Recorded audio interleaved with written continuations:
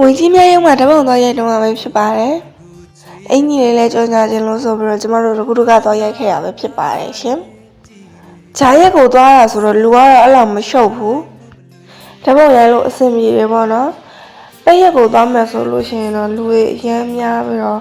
တပုံရိုက်လို့လည်းအဆင်မပြေတော့ပါဘူးဘာလို့ဆိုလူတွေအများများလို့ပေါ့နော်ဒါပေမဲ့လည်းအမှအကျယ်ကြီးပဲတော်တော်ကျယ်နေတာပါဝင်ကြီးကတော့1000ပဲပေးခဲ့ရပါတယ်ကျမတပုံလေးရိုက်ပါမယ်ဆိုနေမှကိုကျမလိုင်းနောက်ရှောက်လို့ကျမစိတ်ဆိုးရပါတယ်ရှင်လမ်းလျှောက်တာလေးပဲတင်ရတာတော့ကျမကတော့လေကျမရဲ့တက်တော်ကောက်ကအဲ့လိုမျိုးလမ်းလျှောက်မှာကို view တက်တာဖြစ်တဲ့အတွက်ကျမအရှိပိုင်းညိုကြတော့လမ်းလျှောက်တယ်ပေါ့နော်လူကနေလို့မကောင်းတော့အတန်းတစ်မျိုးပြောင်းနေတာပေါ့နော်အဲ့ဒါလေးတော့သိခံမိပါပြန်มาပြီရှင်ဒါကတော့လိုက်ရိုက်ပြီးကျမရဲ့အချက်ရဆုံးလေးပေါ့ရှင်bye bye see you